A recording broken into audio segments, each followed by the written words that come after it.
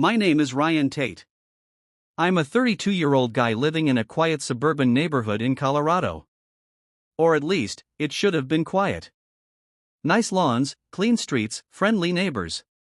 But of course, every HOA community has its villain. Its self-appointed sheriff. Its all-seeing, all-controlling force of chaos.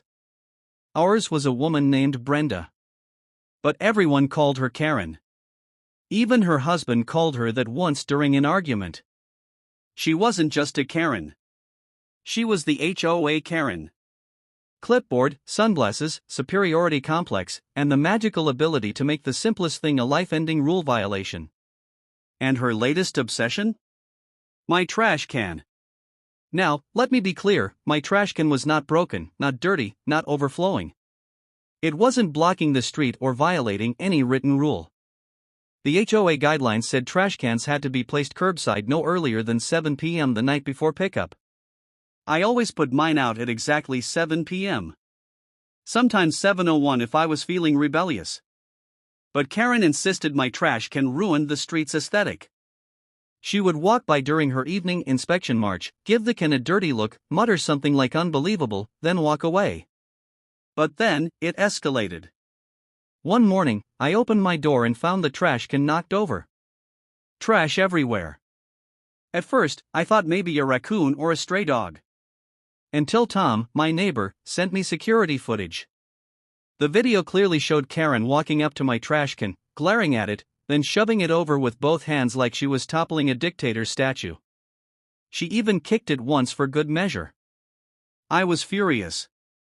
I confronted her. Why did you knock over my trash can?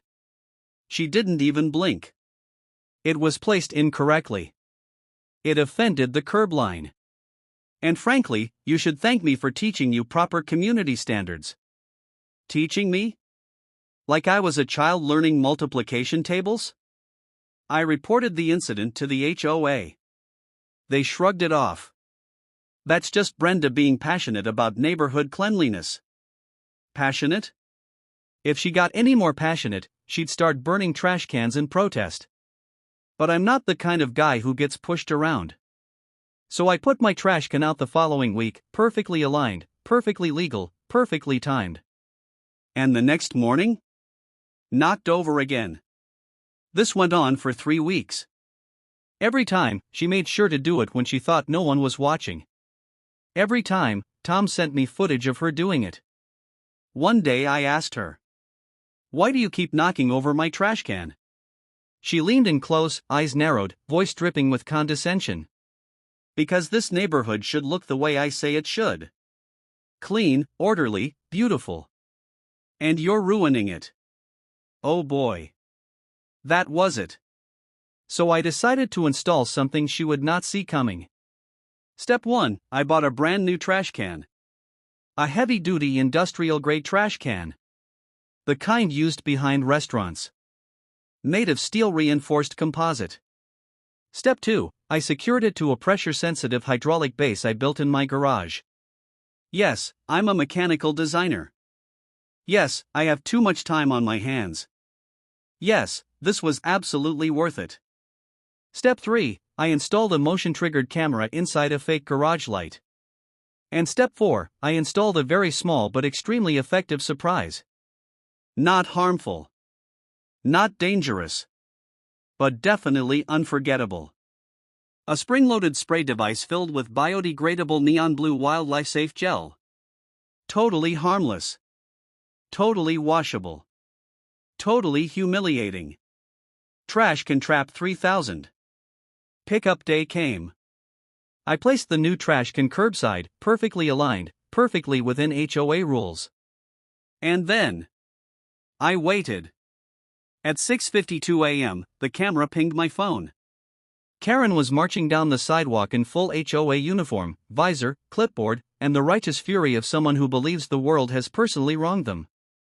She approached the can with a smirk. And as soon as she grabbed the handle to push it over, the hydraulic base locked. The spray fired. And neon blue gel exploded all over her face, her hair, her clothes, her shoes, her clipboard, everywhere. She screamed so loud half the block woke up. Tom stumbled out of his house holding coffee like it was a newsworthy event. Dude! Is she okay? I yelled back, she's fine. It's biodegradable wildlife gel. She looked like a blueberry smoothie with legs. She dropped the clipboard, stomped, flailed, screamed, and threatened legal action while dripping blue goo all over the pavement. I calmly walked outside, pretending to be clueless. Oh, Brenda, what happened? She screamed at me. You vandal! You criminal! You sabotaged your trash can. You tried to attack me. Attack? Lady, you attacked my trash can for 3 weeks straight. I kept my voice calm. Actually, the can is designed to automatically protect itself from tampering. I didn't think anyone would purposely push it over. She sputtered, wiping goo from her glasses. That is illegal. That is sabotage. That is. Tom interrupted.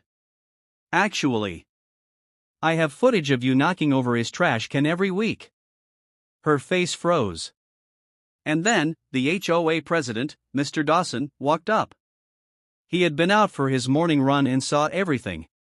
He stared at her. Brenda, why are you covered in blue gel? She pointed at me dramatically.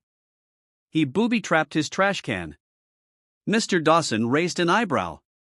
Why would he booby-trap a trash can? She hesitated. Because he's violating neighborhood standards. Then Tom handed him the weekly footage. Mr. Dawson's jaw dropped. Brenda! You have been intentionally vandalizing a resident's property? She shouted, it's not vandalism. It's community improvement. Mr. Dawson held up